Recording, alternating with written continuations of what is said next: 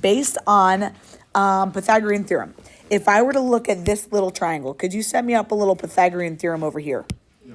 What would that look like? B squared equals h squared plus x squared. A squared plus x squared equals that b squared. Cool. I'm going to use that later.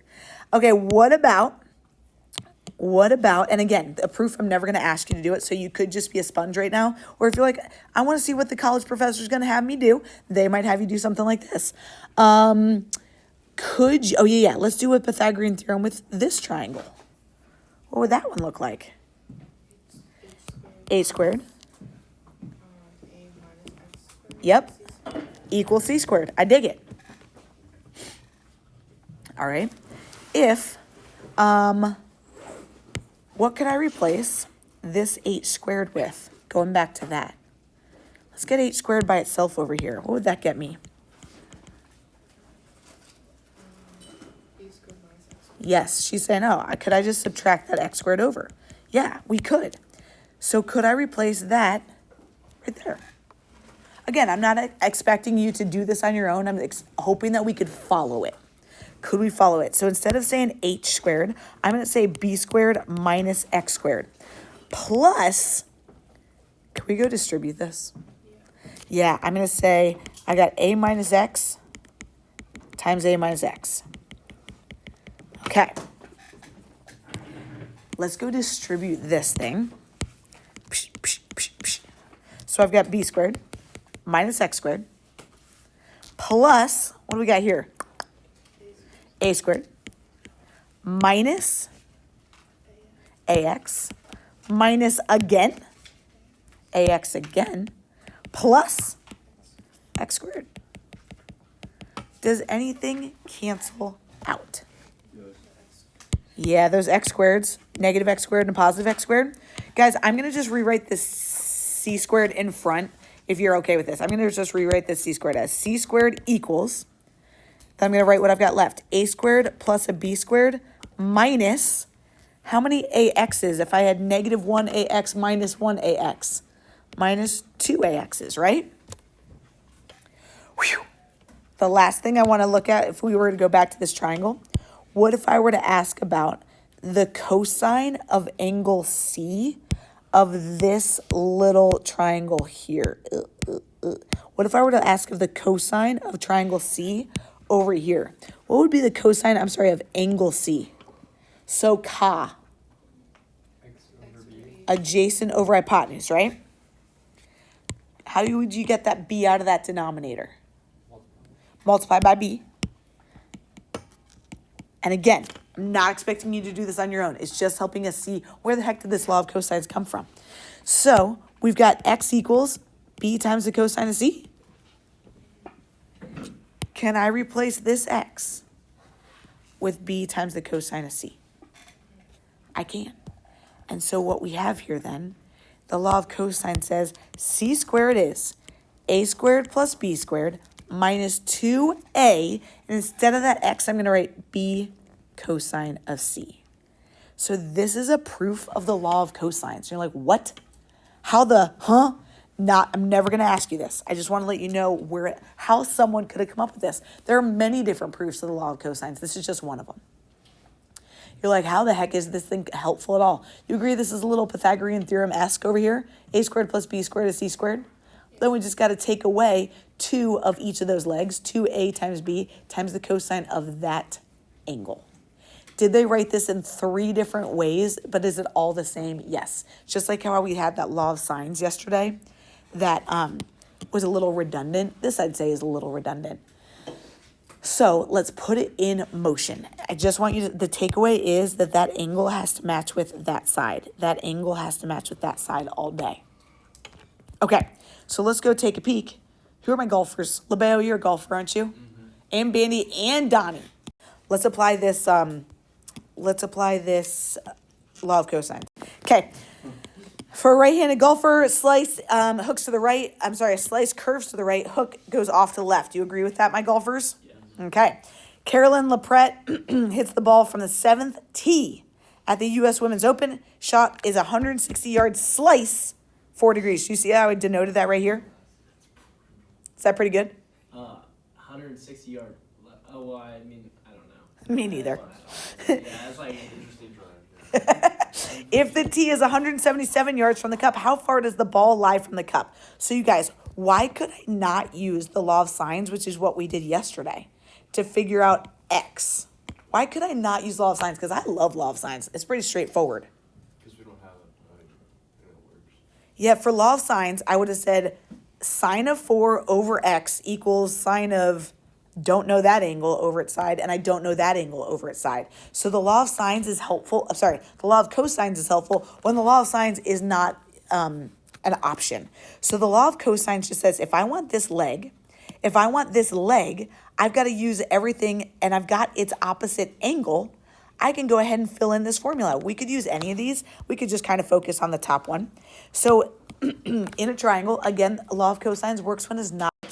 So law of cosines is just saying if I'm looking for x, I'm going to go ahead and say x squared is b squared plus c squared. It's just my other two legs. So I'm going to say 177 squared and 160 squared minus 2 times each of those legs. 2 times 177 times 160. Cosine of the angle that goes with x. Do we have the angle that goes with x? 4 degrees. Perfect. Everybody, go grab your calculator.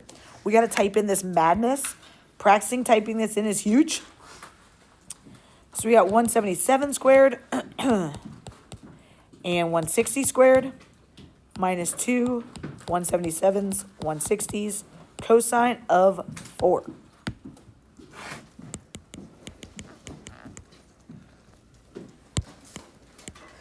Anyone else agree that you got 427 before we square rooted? Love it. If x squared is 427, I'm going to do second square root of that answer. Don't you be typing in 427.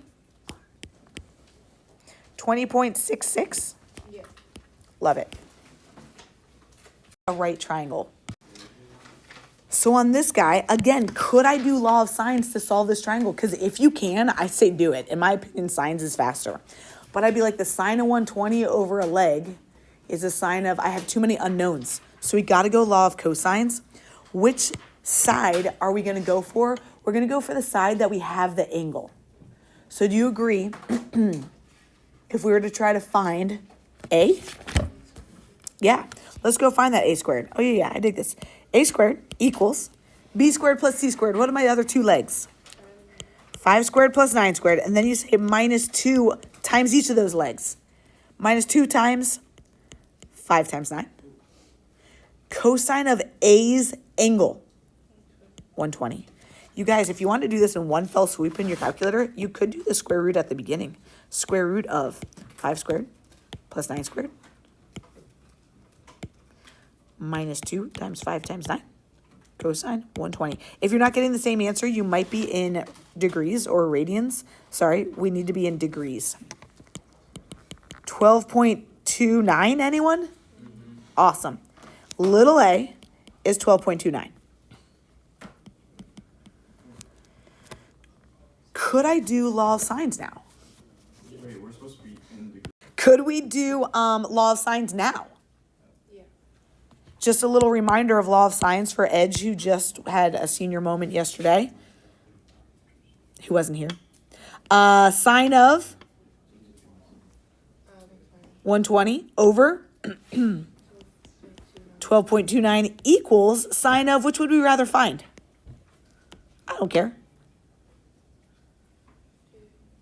C. I dig it. C over 5. So at no point am I going to be like, you have to use law of sines for this problem. You have to use law of cosines. Use whatever you want. I'm good with whatever. I just think law of sines, in my opinion, is easier. And maybe my opinion differs from yours, and that's okay. So we're going to go 5 times sine of 120 when we cross multiply. And I got 4.3 equals 12.9. Oh, 12.29. Sine of C. Isn't there something we do where we can't do like law of sines when it's like Yeah, 90 degrees or something? What's the... It's, be careful. I'm going to make sure I use that whole 4.33012, and I'm going to divide by this entire 12.2999 thingy. And I got 0.35 is the sine of C. Anyone else get that? Yeah, thanks, Ben. And then I'm going to inverse sine to get that angle. And then I got angle C was 20.63 degrees. Awesome. Thank you for letting me know. Yeah, agreed. If you want to go to a 10th, I'm fine with a 10th. If you just said 20.6.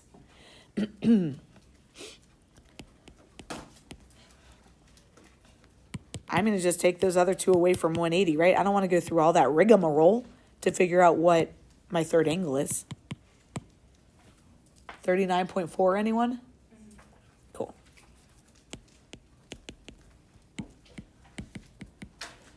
Sorry, Thomas, I didn't give you a picture. Wow. Don't draw it too big, okay? I'll try not to. Okay. Little side A is 24. Little side B is 28. Little side C is 18. Okay, here's the deal, people. Could we use law of sines? Because I think law of sines is easier. No, because law of sines is sine of an angle over a side and sine of an angle over a side. We don't have any angles. So we got to use law of cosines. Law of cosines is annoying in this case, but we got to use it. Guys, do you want to find angle A, B, or C? It makes no difference. Which one are we starting with? C. A, C? C. A. I see multiple A people. Sorry, Reichert, only because I think we're going in alphabetical order. You guys, I'm just going to remind you, and you don't have to write this out, but it's A squared equals B squared plus C squared minus 2BC cosine of A. You can write that. You can't. Doesn't matter. If you're finding angle A, what is side A?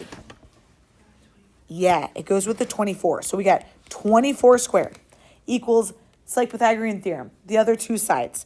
18 squared and 28 squared. Makes no difference what order you put those two in. Minus 2 of each of those legs. Cosine of A. Because we've got that angle mixed in with all these numbers, this is what makes this annoying. Here's what people want to do. They want to find out what this whole number is and subtract it over.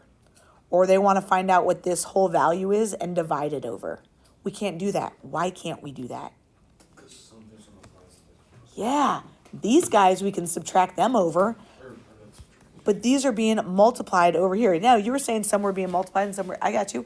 These guys are being multiplied by the cosine of A, so they're going to have to be divided. So we got to do this in a couple steps, which is annoying.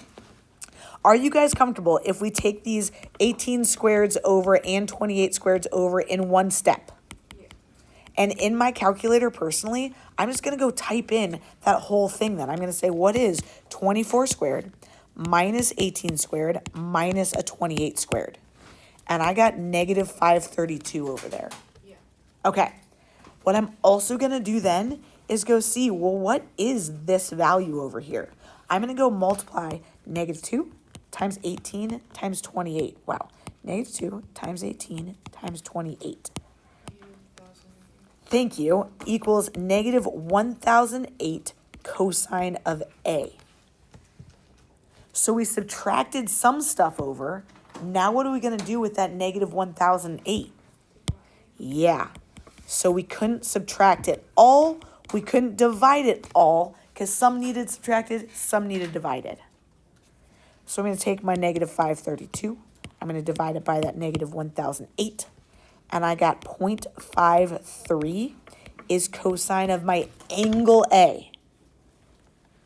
How do I find an angle? Inverse, very good. Inverse cosine of that answer. If you type in inverse cosine of 0.53, I'm going to be very sad. Let's see what that would get us. What did you say, buddy?